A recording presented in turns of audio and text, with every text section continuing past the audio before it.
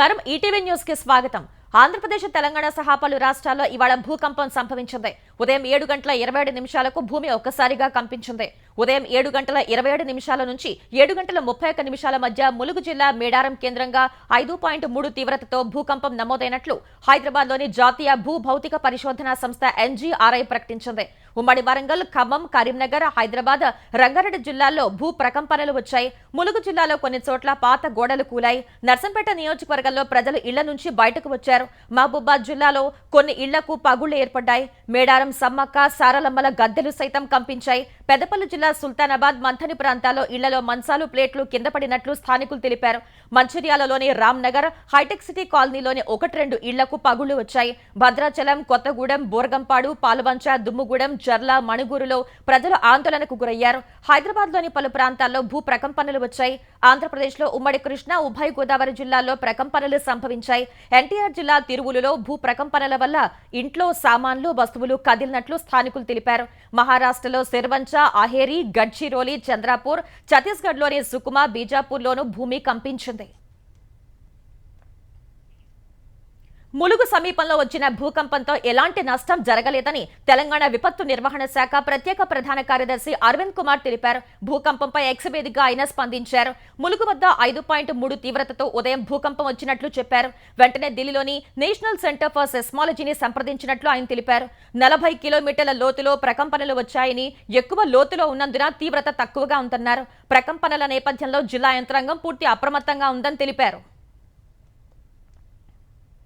హైదరాబాద్ లో దేశంలోనే అతిపెద్ద గూగుల్ సేఫ్టీ ఇంజనీరింగ్ సెంటర్ ఏర్పాటు చేయబోతున్నామని ఆ సంస్థ ప్రతినిధులు సీఎం రేవంత్ రెడ్డికి తెలిపారు. ఈ మేరకు సీఎం రేవంత్ రెడ్డిని కలిసిన గూగుల్ ప్రతినిధులు ఈ సెంటర్ ప్రపంచంలోనే 5వ అతిపెద్దదని వెల్లడించారు.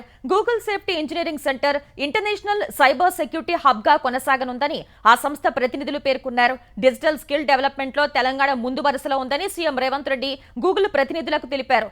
ఐటీ సంస్థలకు హైదరాబాద్ కేంద్రంగా మారిందని, మైక్రోసాఫ్ట్, యాపిల్, అమెజాన్, మెటా సంస్థల ప్రధాన కార్యాలయాలను ఇక్కడ ఏర్పాటు చేశాయన్నారు. గూగుల్ సేఫ్టీ ఇంజనీరింగ్ సెంటర్ ఏర్పాటుతో ప్రపంచ వ్యాప్తంగా ఎదురవుతున్న సైబర్ సమస్యలపై హైదరాబాద్ కేంద్రంగా పరిష్కారం లభిస్తుందని రేవంత్ రెడ్డి అన్నారు.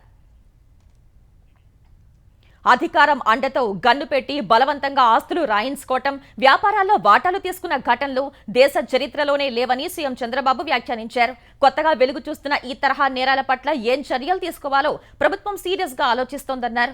మంగళగిరిలోని ఎన్టీఆర్ భవన్ లో మీడియాతో ఇష్టాగోష్ఠిగా మాట్లాడిన ఆయన, అవినీతి గురించి విన్నాం కానీ వ్యాపారాల్లో మెజారిటీ వాటాలు బలవంతంగా లాక్కోవడం ఇప్పుడే చూస్తున్నానని అన్నారు. ముంబైలో మాఫియా బృందాలు లాక్కునే ఆస్తుల్ని సీజ్ చేసే చట్టం ఉందన్న విషయంపై సమాచారం తెప్పించుకుంటామని అన్నారు. కాకినాడ పోర్ట్ సెజ్ల్లో బలవంతంగా వాటాలు రాయించుకున్న వ్యవహారం ల్యాండ్ గ్రాబింగ్ పరిధిలోకి వస్తుందేమో చూడాలని తెలిపారు. కొంతమంది అధికారుల్లో నిర్లక్ష్య వైఖరి వచ్చిందని సీఎం విమర్శించారు. కొన్ని శాఖలకు సరిహద్దు మార్చేసి ఏ సమస్య దేని పరిధిలోకి వస్తుందో అర్థం కాని పరిస్థితి తెచ్చారని దుయ్యబట్టారు. 22 ఏలాంటి చిక్కుముడులు కూడా అనేకం ఉన్నాయన్నారు. జగన్ హయాంలో కుదిరిన విద్యుత్ ఒప్పందాలపై ఏం చేయాలో అధ్యయనం చేస్తున్నామని తెలిపారు. ఒకసారి కుదిరిన ఒప్పందాన్ని రద్దు చేస్తే జరిమానా కట్టాలన్న ఆయన, ప్రజల కోణంలో మంచి ఏది అనేది బేరీజు వేస్తున్నామని చెప్పారు. ఆంధ్రప్రదేశ్లో సంచలనం రేపిన రేషన్ బియ్యం అక్రమ రవాణాపై నిజానిజాలు నిగ్గు తేల్చేందుకు ప్రభుత్వం ప్రయత్నాలు ముమ్మరం చేసింది. కాకినాడ యాంకరేజీ పోర్ట్ నుంచి విదేశాలకు రేషన్ బియ్యం తీసుకువెళ్తున్న స్టెల్లా ఎల్ పనామా నౌకను మరోసారి తనిఖీలు చేసేందుకు అధికారుల బృందం కదిలింది. మల్టీ డిసిప్లినరీ బృందం కస్టమ్స్ జెట్టి నుంచి మెకనైజ్డ్ బోట్లో సముద్రంలోకి వెళ్లింది. ప్రత్యేక రక్షణ దళం కార్యాలయం నుంచి 5 శాఖలకు సంబంధించిన అధికారుల బృందం స్టెల్లా షిప్ లో మరోసారి తనిఖీలు చేపట్టారు. గత నెల 27న కలెక్టర్ షాన్ మోహన్ తనిఖీలు చేసి 640 టన్నుల రేషన్ బియ్యం ఉన్నట్లు ప్రకటించారు. 29న deputy CM Pawan Kalyan ship లో తనిఖీలు చేసి రేషన్ బియ్యం ఎగుమతులను నియంత్రించలేనందుకు అధికారులపై తీవ్ర స్థాయిలో ఆగ్రహం వ్యక్తం చేశారు. ఈ క్రమంలో రేషన్ అక్రమాలను నిగ్గు తేల్చేందుకు ఏపీ సర్కార్ నియమించిన అధికారుల బృందం రంగంలోకి దిగింది. స్టెల్లా ఎల్ పనామా నౌకలో అధికారులు తనిఖీలు చేపట్టి ప్రభుత్వానికి నివేదిక సమర్పించనున్నారు. అదానీ వద్ద ముడుపులు తీసుకున్న కేసులో తన పేరు లేదని జగన్ చెప్పటం ఆయన వెర్రితనానికి నిదర్శనమని ఆంధ్రప్రదేశ్ పీసీసీ అధ్యక్షురాలు షర్మిల అన్నారు. ఎఫ్బీఐ ఛార్జ్ షీట్ లో 2021 నాటి ఏపీ ముఖ్యమంత్రి అని స్పష్టంగా చెప్పిందని, అప్పట్లో సీఎం జగన్ కాక మరెవరని ప్రశ్నించారు. అదానీ 1750 కోట్లు జగన్ కు లంచం ఇచ్చారని అమెరికాలో FBI కేసు నమోదు చేసిన ఇక్కడ ఏమీ జరగనట్లు గత సీఎం ప్రస్తుత సీఎం వ్యవహరిస్తున్నారని అన్నారు. సెకీతో ఒప్పందంలో జరిగిన అవినీతి అక్రమాలపై దర్యాప్తు చేయాలని రేపు విజయవాడలో సిఐడి ఉన్నతాధికారుల్ని కలవనున్నట్లు తెలిపారు. కాకినాడ పోర్టులో వాటాలను జగన్ బెదిరించి తీసుకున్నారని, కృష్ణపట్నం పోర్టు, గంగవరం పోర్టులో కూడా ఇదే జరిగిందన్నారు. అన్ని పోర్టుల్లో అక్రమాలు జరిగినా ప్రభుత్వం ఎందుకు విచారణ చేయటం లేదో చెప్పాలని డిమాండ్ చేశారు. సూర్యుడి వెలుపలి వలయమైన కరోనాపై లోతైన పరిశోధనలు చేసేందుకు ఐరోపా అంతరిక్ష సంస్థ ఈఎస్ఏ రూపొందించిన ప్రోబా-3 ఉపగ్రహాన్ని మోసుకువెళ్లాల్సిన PSLV C-59 ప్రయోగం వాయిదా పడింది. భారత అంతరిక్ష పరిశోధన సంస్థ ఇస్రోకు చెందిన ఉపగ్రహ వాహక నౌక PSLV C-59లో సాంకేతిక సమస్య తలెత్తినందున ప్రయోగాన్ని రేపటికి వాయిదా వేస్తున్నట్లు ఇస్రో తెలిపింది. ఈ ప్రయోగాన్ని రేపు సాయంత్రం 4:12 చేపట్టనున్నట్లు వెల్లడించింది. భానుడి వెలుపలి వలయమైన కరోనా పరిశీలనలో ఏర్పడుతున్న ఇబ్బందుల్ని అధిగమించేలా ప్రోబా-3ని రూపొందించారు. ఇందులో భాగంగా occulter spacecraft OSG, coronagraph spacecraft CSG అనే 2 ఉపగ్రహాలని PSLV C-59 రేపు నింగిలోకి మోసుకువెళ్లనుంది. హైదరాబాద్ గచ్చిబౌలి పరిధిలోని కొత్తగూడలో కోట్ల విజయభాస్కర్ రెడ్డి బొటానికల్ గార్డెన్ లో పలు ఎకో టూరిజం ప్రాజెక్టుల్ని ముఖ్యమంత్రి రేవంత్ రెడ్డి ప్రారంభించారు. బొటానికల్ థీమ్ పార్కులు, వర్చువల్ వైల్డ్ లైఫ్ సఫారీ, ప్రజాపాలన విజయోత్సవాల్లో భాగంగా ప్రకృతి అందాలు ప్రజల చెంతకు తెచ్చే అద్భుతమైన వృక్ష పరిచయ కేంద్రాన్ని సీఎం ప్రారంభించారు. అటవీ పర్యావరణ హిత అభివృద్ధి కార్యాలయానికి శంకుస్థాపన చేశారు. Kothagudem Palvancha divisional manager office complex, Sathupalli divisional manager office complex ను వర్చువల్ గా ప్రారంభించారు. తెలంగాణ అటవీ అభివృద్ధి సంస్థ నూతన వాహనాలకు పచ్చజెండా ఊపారు. దేశంలో తొలిసారి ఏర్పాటైన పర్యావరణ హిత వృక్ష పరిచయ క్షేత్రంలో 75 రకాల థీమ్ పార్కుల్ని ఏర్పాటు చేశారు. వృక్ష పరిచయ క్షేత్రంలోని థీమ్ పార్కుల్ని ఎలక్ట్రిక్ వాహనంలో వెళ్లి రేవంత్ పరిశీలించారు. లగచర్ల ఘటనలో కొడంగల్ కోర్టు ఇచ్చిన రిమాండ్ ఉత్తర్వుల్ని కొట్టేయాలని మాజీ ఎమ్మెల్యే పట్నం నరేందర్ రెడ్డి వేసిన క్వాష్ పిటిషన్ను హైకోర్టు తోసిపుచ్చింది. లగచర్ల దాడి ఘటనలో నరేందర్ రెడ్డిని ప్రధాన నిందితుడిగా చేర్చిన బోమ్రాస్పేట పోలీసులు గత నెల 13న ఆయన్ను అరెస్ట్ చేసి కొడంగల్ కోర్టులో హాజరుపరిచారు.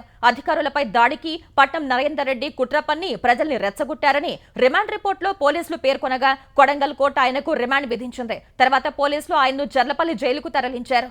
అయితే పోలీసులు రిమాండ్ రిపోర్టులో తప్పుడు అంశాలు పేర్కొన్నారు.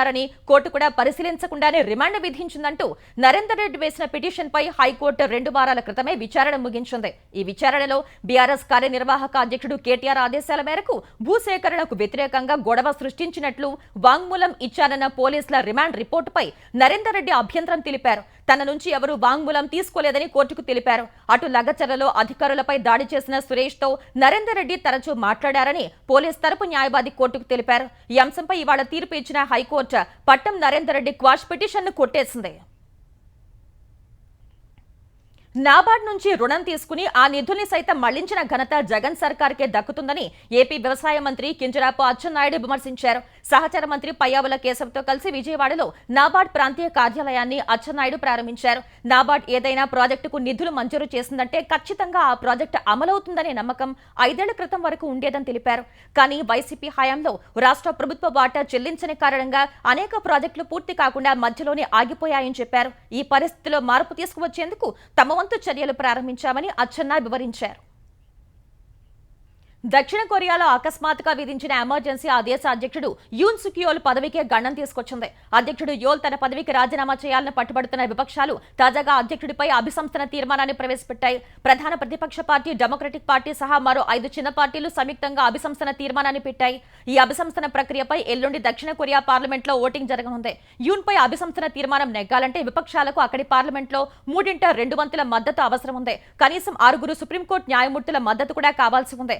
ఉత్తర కొరియాకు అనుకూలంగా పార్లమెంట్ ను కట్టడి చేసేందుకు విపక్షాలు యత్నిస్తున్నాయి అనే కారణంతో యూన్ సుక్ యోల్ నిన్న దేశంలో అత్యవసర పరిస్థితి విధించారు. తర్వాత 3 గంటల్లోనే మార్షల్ లా ఎత్తివేయాలంటూ దక్షిణ కొరియా పార్లమెంట్ తీర్మానం చేసింది. వెంటనే మార్షల్ లాని ఎత్తివేస్తున్నట్లు యూన్ సుక్ యోల్ ప్రకటించిన ఎమర్జెన్సీ నిర్ణయం ఆయన పదవికి ఎసరు తెచ్చింది.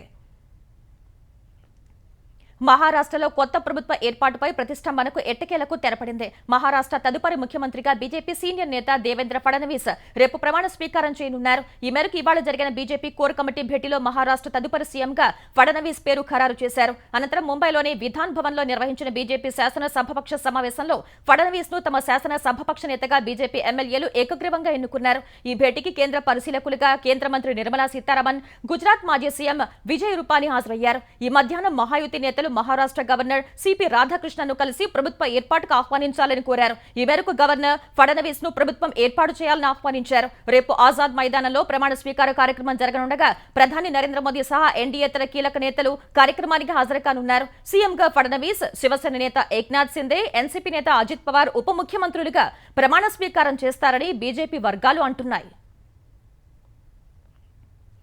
పంజాబ్ మాజీ డిప్యూటీ సీఎం శిరోమణి అకాలీదళ అధ్యక్షుడు సుఖ్బీర్ సింగ్ బాదల్పై హత్యాయత్నం జరిగింది. అమృత్సర్లోని స్వర్ణ దేవాలయం ద్వారం వద్ద సుఖ్బీర్ సింగ్ బాదల్పై ఓ దుండగుడు అతి సమీపం నుంచి కాల్పులు జరిపాడు.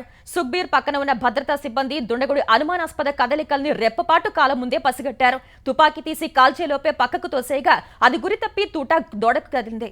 సుఖ్బీర్ త్రుటిలో ప్రాణాపాయ నుంచి తప్పించుకున్నారు. వెంటనే కాల్పులు జరిపిన నిందితుడిని బంధించిన భద్రతా సిబ్బంది అతన్ని గుర్దాస్పూర్ జిల్లాకు చెందిన నరేన్ సింగ్ గా గుర్తించారు. ఖలిస్తానీ ఉగ్రముఠ బబ్బర్ ఖల్సాతో అతడికి సంబంధాలు ఉన్నట్లు పోలీసులు తెలిపారు. సకాలంలో అప్రమత్తమై సుఖ్బీర్ సింగ్ పై దాడిని తప్పించిన రిష్పాల్ సింగ్, జస్బీర్ సింగ్, పర్మిందర్ సింగ్ అనే పోలీసులు అమృత్సర్ సిపి గుర్ప్రీల్ సింగ్ బుల్లర్ అభినందించారు. 2007-17 మధ్య అధికారంలో ఉన్నప్పుడు తప్పులు, మతపరమైన దుష్ప్రవర్తనకు పాల్పడినందుకు అకాల్ తఖ్త్ విధించిన శిక్షను సుఖ్బీర్ అనుభవిస్తుండగా దుండగుడు కాల్పులకు పాల్పడ్డాడు. ఈ శిక్షలో భాగంగా సుఖ్బీర్ సింగ్ స్వర్ణ దేవాలయంలో మరుగుదొడ్లు, వంటశాలలు శుభ్రం చేయాలని బూట్లు తుడిచే పనులు చేశారు. ఉత్తరప్రదేశ్ లో ఇటీవల అల్లర్లు జరిగిన సంభల్ పర్యటనకు బయలుదేరిన ప్రతిపక్ష నేత రాహుల్ గాంధీని పోలీసులు అడ్డుకోవడం ఉద్రిక్తతకు దారితీసింది. కాంగ్రెస్ ఎంపీ ప్రియాంక గాంధీ, యూపీకి చెందిన మరో 5 ఎంపీలతో కలిసి రాహుల్ గాంధీ ఢిల్లీ నుంచి సంభల్ కు ఈ ఉదయం బయలుదేరారు. రాహుల్ బృందం ఘాజీపూర్ సరిహద్దు వద్దకు చేరుకోగానే పోలీసులు వారి వాహనాలను అడ్డుకున్నారు. సంభల్లో స్థానికేతరుల ప్రవేశంపై ఆంక్షలు ఉన్నట్టు తెలిపారు. ఇది తెలుసుకున్న కాంగ్రెస్ కార్యకర్తలు పెద్ద సంఖ్యలో ఘాజీపూర్ కు చేరుకుని కేంద్ర రాష్ట్ర ప్రభుత్వాలకు వ్యతిరేకంగా నినాదాలు చేశారు. అక్కడే రోడ్డుపై బైఠాయించగా చాలాసేపు ట్రాఫిక్ స్తంభించింది. ఈ దశలో తానొక్కడిని వెళ్లేందుకు కూడా సిద్ధమని చెప్పినప్పటికీ పోలీసులు అనుమతించలేదని రాహుల్ ఆరోపించారు.